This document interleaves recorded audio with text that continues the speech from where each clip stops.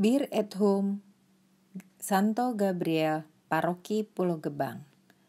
Hari ini Minggu 14 Juni 2020 kita merayakan Hari Raya Tubuh dan Darah Kristus. Selamat pagi teman-teman Bir, kita jumpa lagi. Masih semangat kan mengikuti Bir at Home? Yuk kita mulai. Kita awali dengan berdoa. Dalam nama Bapa dan Putra dan Roh Kudus. Amin.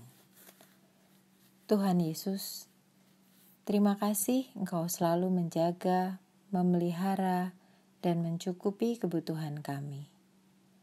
Mampukan kami mengikuti teladan-Mu. Kami ingin menjadi anak yang baik, selalu membawa kebahagiaan kepada orang-orang di sekitar kami. Bukalah hati dan pikiran kami, agar dapat menerima firman-Mu dan meresapkannya dalam hati kami. Amin. Dalam nama Bapa dan Putra dan Roh Kudus. Amin. Kita buka kitab suci. Bacaan hari ini diambil dari Injil Yohanes bab 6, ayat 51 sampai 58. Akulah roti hidup yang telah turun dari surga. Jikalau seorang makan dari roti ini, ia akan hidup selama-lamanya. Dan roti yang kuberikan itu ialah dagingku, yang akan kuberikan untuk hidup dunia. Orang-orang Yahudi bertengkar antara sesama mereka dan berkata, bagaimana ia ini dapat memberikan dagingnya kepada kita untuk dimakan? Maka kata Yesus kepada mereka, Aku berkata kepadamu, sesungguhnya jikalau kamu tidak makan daging anak manusia dan minum darahnya, kamu tidak mempunyai hidup di dalam dirimu. Barang siapa makan dagingku dan minum darahku, ia mempunyai hidup yang kekal, dan aku akan membangkitkan dia pada akhir zaman. Sebab dagingku adalah benar-benar makanan, dan darahku adalah benar-benar minuman. Barang siapa makan dagingku dan minum darahku, ia tinggal di dalam aku, dan aku di dalam dia. Sama seperti Bapa yang hidup mengutus aku dan aku hidup oleh Bapa. Demikian juga barang siapa yang memakan aku akan hidup oleh aku. Inilah roti yang telah turun dari surga. Bukan roti seperti yang dimakan nenek moyangmu dan mereka telah mati. Barang siapa makan roti ini, ia akan hidup selama-lamanya. Demikianlah Injil Tuhan. Terpujilah Kristus. Mengapa orang-orang Yahudi tadi bertengkar? Rupanya orang-orang Yahudi tidak mengerti apa arti perkataan Yesus bahwa ia adalah roti hidup yang telah turun dari surga. Mereka bertanya-tanya bagaimana Yesus dapat memberikan dagingnya untuk dimakan.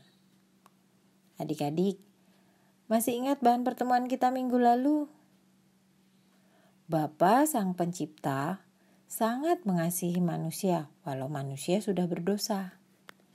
Bapa ingin manusia bertobat dan kembali hidup baik. Ia mengutus Yesus Sang Putra hadir ke dunia dalam wujud seorang manusia untuk memberi teladan kepada kita. Bila kita dapat hidup seturut teladan Yesus, berarti kita mau hidup sebagai manusia yang kudus seturut kehendak Bapa. Apa saja teladan yang Yesus berikan? Ayo kita ingat bersama-sama. Yang pertama, Yesus taat pada Bapanya. Apakah kalian adalah anak-anak yang taat juga? Taatkah kalian pada orang tua dan guru? Yang kedua, Yesus peduli pada orang lain. Misalnya, memberi makan orang banyak, menyembuhkan orang sakit, mencelikan mata orang buta, membuat orang lumpuh berjalan, dan lain-lain. Kita memang tidak memiliki kuasa seperti Yesus, tapi kita dapat meneladan tindakannya. Kita dapat memberi makan orang lapar, menghibur orang yang sakit, menolong orang buta menyeberang jalan, membantu orang yang sedang kesusahan, dan lain-lain. Yang ketiga, Yesus selalu berdoa. Sebagai manusia, Yesus selalu mohon berkat dari Bapa. Kemampuan manusia sangat terbatas. Kita perlu mohon pertolongan Tuhan. Hal itu dapat kita lakukan dengan berdoa. Yang keempat, Yesus menyerahkan dirinya sebagai penebus dosa manusia. Kita dapat membantu orang lain agar tidak berbuat dosa. Misalnya, berbagi makanan atau mainan kepada saudara atau teman agar mereka tidak berpikir untuk mencuri, mengajari teman ketika kita sudah mengerti pelajaran di sekolah sehingga teman tidak terdorong untuk nyontek.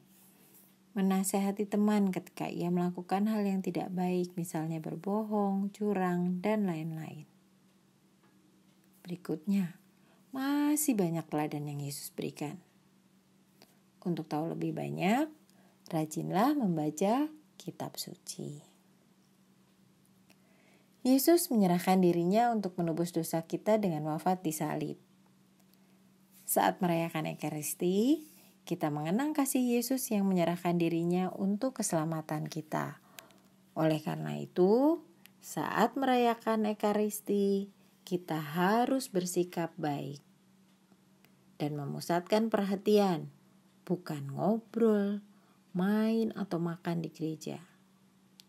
Kita ikuti seluruh ibadat dari awal hingga akhir dengan sungguh-sungguh. Adik-adik yang belum cukup umur untuk menerima tubuh dan darah Kristus juga harus bersikap baik di gereja. Persiapkan diri kalian dengan baik hingga saat untuk menyambut komuni pertama kalian tiba. Adik-adik yang sudah menerima komuni pertama, sudah pahamkah kalian bahwa yang kalian sambut itu adalah tubuh Kristus, bukan hanya sepotong hosti? Saat konsekrasi, hosti hakikatnya sudah berubah menjadi tubuh Kristus. Jadi kalian harus menyambutnya dengan hormat. Dapat menyambut tubuh Kristus adalah anugerah yang luar biasa. Harus kita syukuri. Ikutilah perayaan Ekaristi dengan sungguh-sungguh, bersikap baik dan sopan di dalam gereja. Bagikanlah kasih Yesus yang sudah adik-adik terima kepada orang-orang di sekitar kalian. Kasih Yesus tak berkesudahan. Mari kita akan menyanyi bersama. Lagunya diambil dari Puji Syukur nomor 423. Puji Syukur 423. Judulnya Aku Rindu Akan Tuhan. Mari kita nyanyi bersama.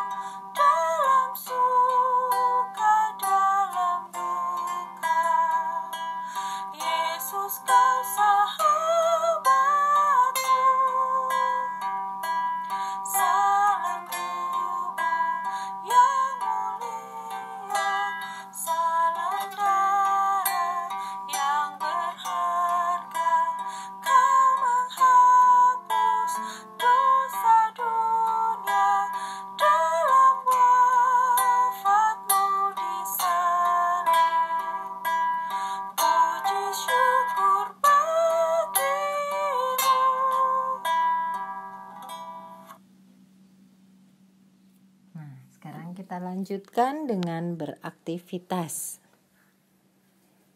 Apa yang dapat kalian lakukan agar dapat terlibat sebagai petugas liturgi? Ceritakanlah pengalamanmu jika sudah pernah melakukannya. Jika belum pernah melakukan, tulis rencanamu untuk terlibat sebagai petugas liturgi. Saya ulang, apa yang dapat kalian lakukan agar dapat terlibat sebagai petugas liturgi? Ceritakanlah pengalamanmu jika sudah pernah melakukan. Jika belum pernah melakukan, tulis rencanamu untuk terlibat sebagai petugas liturgi. Jika sudah kalian ceritakan, kalian bisa kirim hasil karya kalian ke email binaimansantogabriel@gmail.com. Saya ulang, binaimansantogabriel@gmail.com. Tuliskan nama lengkap kalian, dari lingkungan dan wilayah berapa, serta cantumkan nomor telepon. Ada hadiah yang menanti kalian. Pertemuan kita akan berakhir. Sebelum itu, marilah kita berdoa. Dalam nama Bapa dan Putra dan Roh Kudus. Amin. Tuhan Yesus, terima kasih Engkau telah memberikan dirimu menjadi roti yang terberkati, sumber kehidupan dan kebahagiaan bagi kami. Bantulah agar kami juga dapat menjadi roti yang terberkati, yang menggembirakan dan membahagiakan sesama kami. Amin. Kemuliaan kepada Bapa dan Putra dan Roh Kudus, seperti pada permulaan, sekarang, selalu, dan sepanjang segala abad. Amin. Dalam nama Bapa dan Putra dan Roh Kudus. Amin. Terima kasih atas kebersamaan kita di Bir at Home hari ini. Jadilah roti yang terberkati bagi orang-orang di sekitar kalian. Sampai jumpa.